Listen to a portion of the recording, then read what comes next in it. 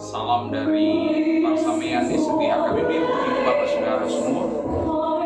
Markus 11 ayat 1 sampai 11 menjadi renungan dalam Minggu Palmarum kita. Mari kita awali dengan berdoa.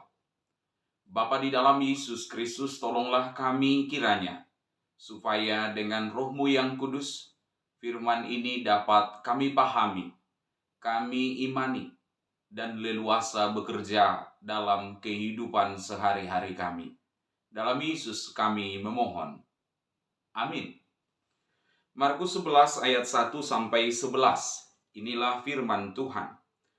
Ketika Yesus dan murid-muridnya telah dekat Yerusalem, dekat Betfage dan Betania yang terletak di Bukit Zaitun, Yesus menyuruh 2 orang muridnya dengan pesan, "Pergilah ke kampung yang di depanmu itu.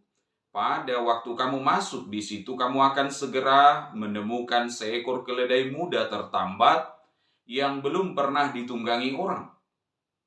Lepaskan keledai itu dan bawalah kemari. Dan jika ada orang mengatakan kepadamu, 'Mengapa kamu melakukan itu?' Jawablah, 'Tuhan memerlukannya. Ia akan segera mengembalikannya ke sini.' Mereka pun pergi dan menemukan seekor keledai muda tertambat di depan pintu di luar, di pinggir jalan, lalu melepaskannya. Dan beberapa orang yang ada di situ berkata kepada mereka, 'Apa maksudnya kamu melepaskan keledai itu?' Lalu mereka menjawab seperti yang sudah dikatakan Yesus. Maka orang-orang itu membiarkan mereka. Lalu mereka membawa keledai itu kepada Yesus dan mengalasinya dengan pakaian mereka. Kemudian Yesus naik ke atasnya. Banyak orang yang menghamparkan pakaiannya di jalan. Ada pula yang menyebarkan ranting-ranting di hijau yang mereka ambil dari ladang. Orang-orang yang berjalan di depan dan mereka yang mengikuti dari belakang berseru, 'Hosana, diberkatilah Dia yang datang dalam nama Tuhan. Diberkatilah kerajaan yang datang, kerajaan Bapa kita Daud. Hosana di tempat yang maha tinggi.' Sesampainya di Yerusalem, ia masuk ke bait Allah. Di sana ia meninjau semuanya. Tetapi sebab hari sudah hampir malam, ia keluar ke Betania bersama dengan 12 muridnya. Demikian firman Tuhan. Ibu, Bapak, Saudara, mungkin sudah mendengar berita bahwa hari-hari ini dunia kita sedang senang-senangnya dengan pamer harta. Moloadong di iba, argama iba. Sehingga orang dengan cara apapun selalu berusaha supaya terlihat kaya. Entah benar-benar kaya, atau berpura-pura kaya, atau menyewa supaya terlihat kaya, tas-tas yang mahal dan atau mengambil dengan cara yang salah, mengambil dengan cara memeras, mencuri, korupsi, dan lain sebagainya, supaya terlihat kaya. Karena kalau dia kaya atau terlihat kaya, orang-orang yang berpikiran seperti tadi, maka dia merasa kalau dia terlihat kaya, derajatnya akan meningkat. Orang akan mengakuinya, orang akan lebih respek, takjub kepada dia. Ibu, Bapak, Saudara, tidak salah menjadi kaya. Tetapi kalau kemudian orang ingin mendapat pengakuan, mendapat penerimaan, menaikkan harga diri harus dengan kaya, di situ yang bermasalah. Maka Ibu, Bapak, Saudara, mari kita lihat bagaimana cara Yesus menjadi kaya. Pertama-tama, Yesus, Allah Tritunggal itu, dia memiliki segalanya, tetapi Ibu, Bapak, dia tidak memiliki apa-apa. Dia menciptakan segala sesuatunya, tapi dia tidak memiliki tempat untuk meletakkan kepalanya. Dia menciptakan setiap tetes air yang ada di seluruh dunia ini. Tetapi dialah yang di dalam penderitaan itu berseru, "Aku haus." Dia tidak punya satu botol air mineral atau satu mineral gelas yang kecil atau satu sendok. Dia harus berseru, "Aku haus." Dan dia yang menciptakan segala batu, tapi untuk pemakamannya, dia harus pinjam batu dan pinjam makam. Dan termasuk ketika kita menemukan Markus 11 ini, dia yang menciptakan segala hewan binatang, tetapi dia dalam menggenapi misinya, dia harus meminjam seekor keledai. Maka kaya tidak harus memiliki foto-foto, tidak harus memiliki pameran yang sedemikian wah. Anda, saya, ibu bapak semua bisa terlihat kaya tanpa harus pamer harta, tanpa harus berpura-pura. Bagaimana caranya? Mari kita lihat Markus 11 ini. Cara pertama supaya kita derajatnya naik menjadi manusia yang mulia, yang istimewa, yang berharga, yang mendapat dan menerima pengakuan dari kehidupan di sekeliling kita. Cara pertama adalah maulah menjadi keledai. Karena demikian disebut di ayat 1 dan 2. Ketika Yesus dan murid-murid telah dekat Yerusalem, dekat Betfage dan Betania yang terletak di Bukit Zaitun, Yesus menyuruh 2 orang muridnya dengan pesan, "Pergilah ke kampung yang di depanmu. Pada waktu kamu masuk di situ, kamu akan segera menemukan seekor keledai muda tertambat di situ." Kenapa bicara keledai? Benar bahwa orang berkata, janganlah hanya seekor keledai yang bisa jatuh 2 kali ke dalam lubang yang sama. Nah, justru poinnya di situ. Kalau Tuhan bisa pakai keledai, Tuhan mau pakai keledai yang sebodoh itu, maka ini kabar baiknya. Anda, saya pun, yang mungkin bodohnya bisa sama dengan keledai itu, atau lebih bodoh dari situ, kita punya kabar baik bahwa Tuhan mau memilih kita, Tuhan mau memakai kita, Tuhan mau menghargai kita. Bukan dengan apa yang kita punya. Kita mendapat pengakuan bukan karena apa yang kita pamerkan, tetapi karena Tuhan berkenan memakai kita menjadi alatnya, sarana di dalam menggenapi misinya. Jadi kalau Tuhan mau memakai keledai, itu kabar baik bahwa saya, Anda, dan kita pun semua, Tuhan berkenan memakai kita. Tuhan berkenan menggunakan kita untuk menjadi bagian dalam rancangan misinya.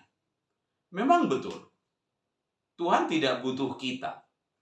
Tapi kemurahan hati Tuhan nampak di sini. Bahwa Tuhan bermurah hati. Dia mau melibatkan keledai itu.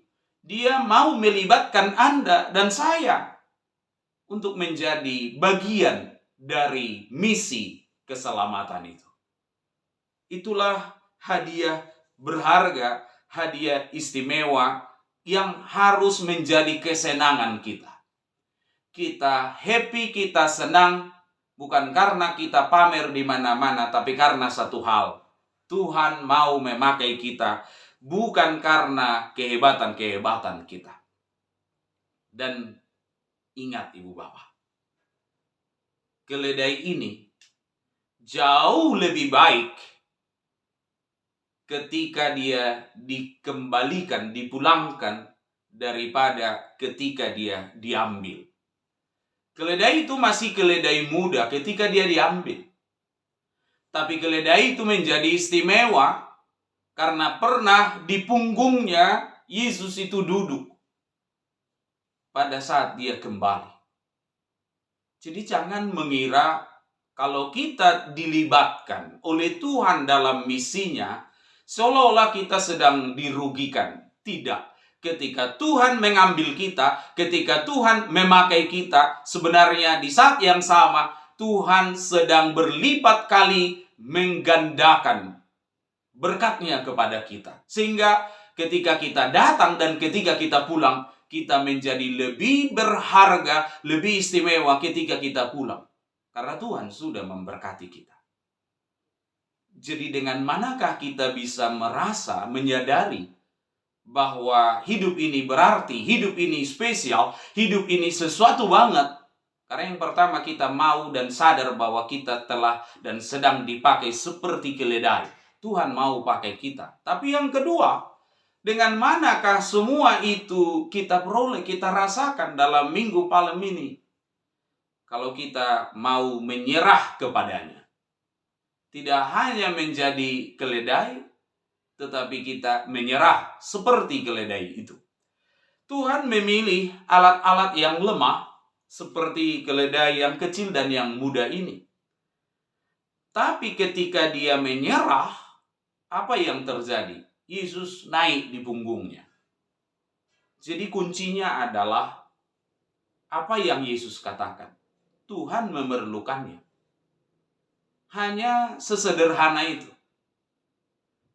Tuhan memerlukannya. Mungkin kita belum tiba di area bahwa Tuhan adalah pemilik hidup kita sehari-hari, sepanjang hidup ini. Sehingga kita enggan menyerah. Kalau di sini orang yang melihat itu pun dan murid yang disuruh itu pun terikat pada satu kondisi. Tuhan memerlukannya. Nah, perlu duit di Tuhan. Maka ketika kata kunci itu masuk, password tadi disebut Tuhan memerlukannya, maka semua menyerah. Ada rasa ikhlas, ada rasa gembira, ada rasa bahagia. Jadi kalau Tuhan izinkan Anda hari ini, saat ini menderita sesaat lamanya, karena Tuhan memerlukannya demi perbaikan Anda, demi perubahan kita, demi hari depan yang lebih baik atas kita. Seorang bayi yang memasukkan jarum peniti ke dalam mulutnya tentu tidak diizinkan oleh orang tuanya. Karena dia memerlukan makanan yang sehat, bukan jarum peniti. Sehingga ketika kita serasa seperti dihambat, serasa seperti kurang diperhatikan, serasa kita dan lain-lainnya, ingat bahwa ada selalu Tuhan yang memerlukan kita berada di titik itu. Kita berada di situasi yang sedemikian itu.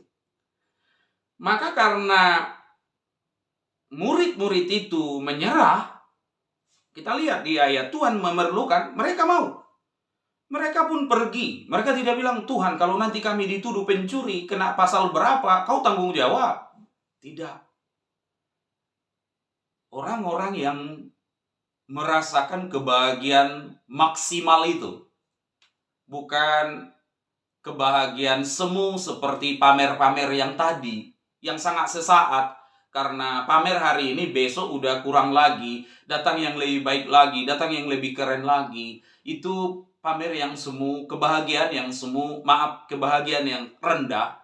Tapi di sini kebahagiaan itu menjadi sangat indah, sangat sempurna kalau apa? Kita menyerah sama Allah. Kita masuk pada area bahwa ini areanya Tuhan.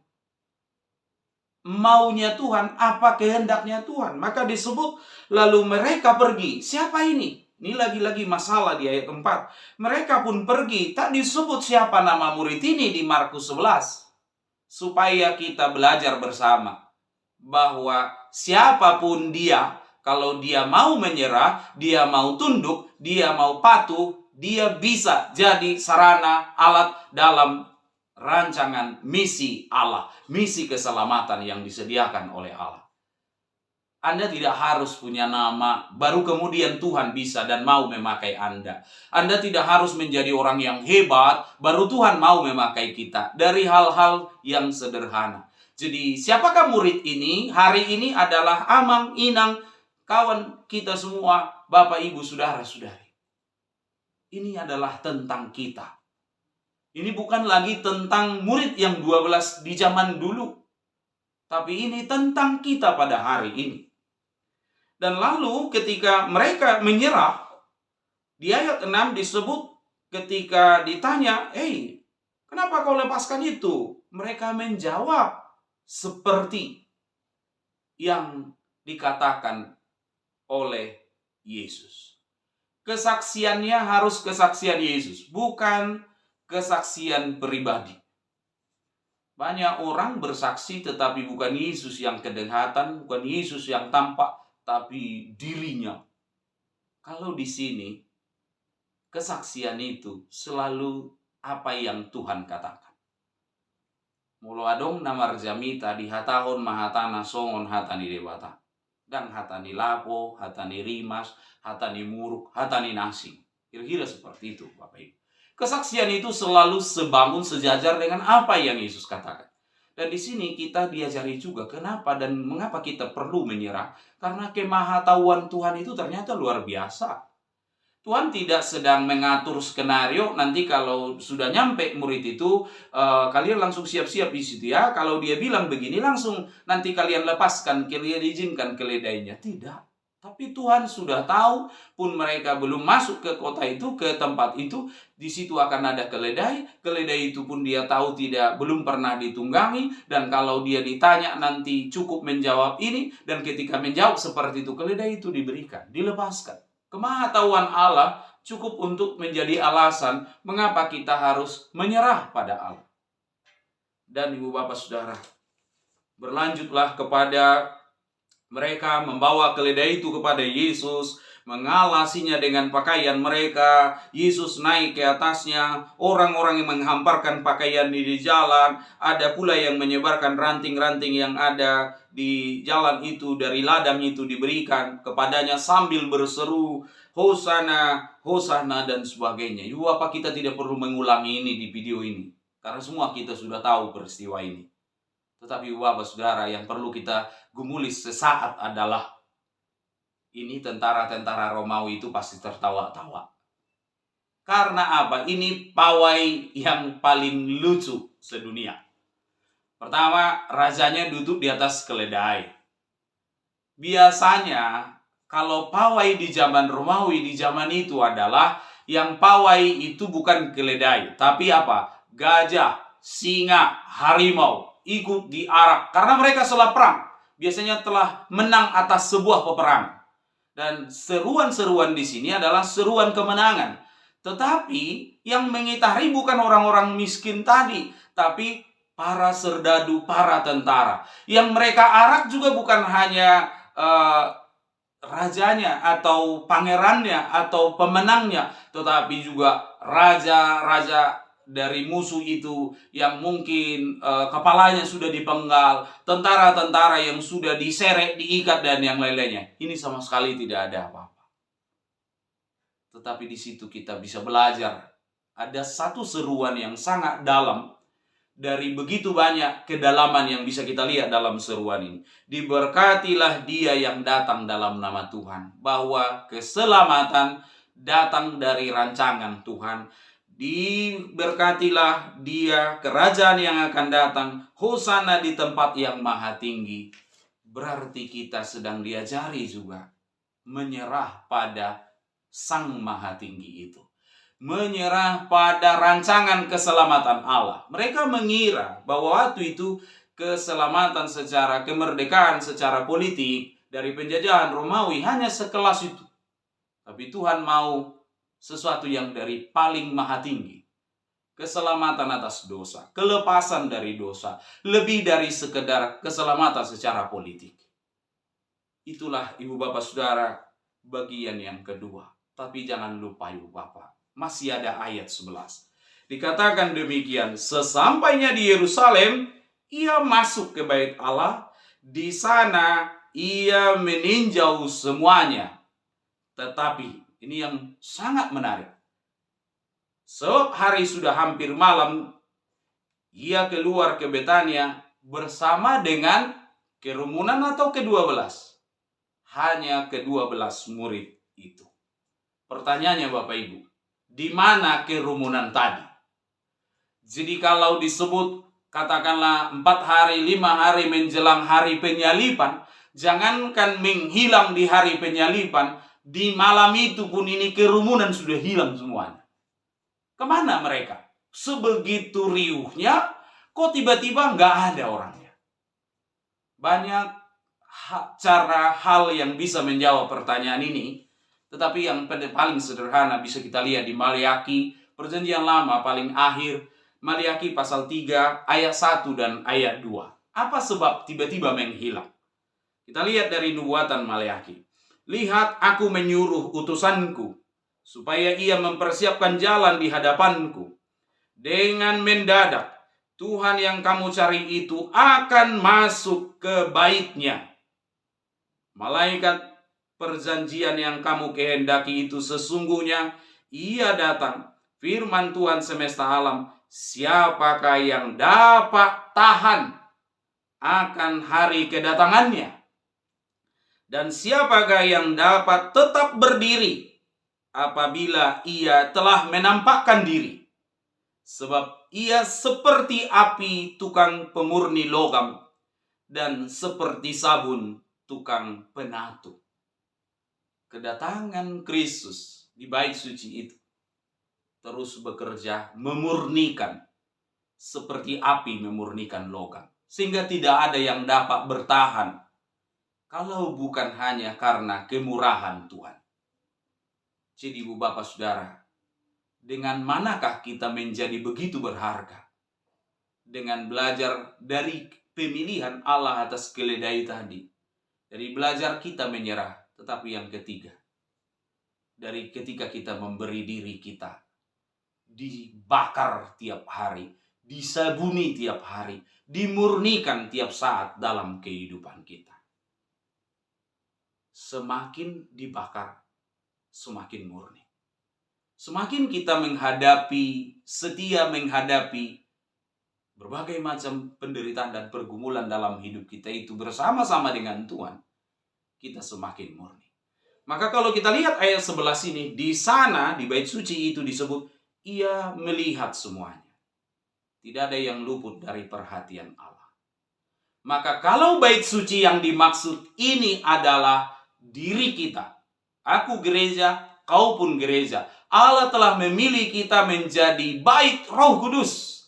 Ibu Bapak Saudara, tidak ada satupun batu, tidak ada satupun sudut di hati kita yang paling dalam itu yang tidak terlihat oleh Tuhan. Maka apakah jawabmu hari ini? Ketika Tuhan di Minggu Palem ini masuk ke dalam hatimu, apakah yang Tuhan lihat? Kebencian, kecemburuan, kemarahan, keangkuhan, kesombongan, atau sikap tunduk, hormat, setia, menyerah kepada Tuhan. Semoga kita di yang terakhir itu. Amin, kita berdoa.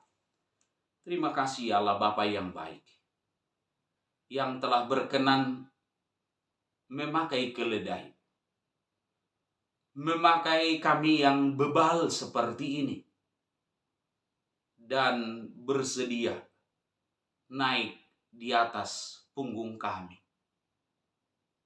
Karena kami telah menyerah kepadamu, tunduk, taat, setia kepadamu. Karena itu Tuhan, dalam arak-arakan peziarahan iman kami menuju Golgota, yang kami ingat melalui hari kematian pada Jumat Agung ini, Engkau menemukan hati kami. Tidak dengan keangkuhan, kesombongan, kemarahan, kebencian. Tetapi setiap sisi dari bait suci yang ada di dalam hati kami ini penuh dengan ketaatan dan kesetiaan kepadamu. Terima kasih Bapa, dalam Yesus kami bersyukur. Amin.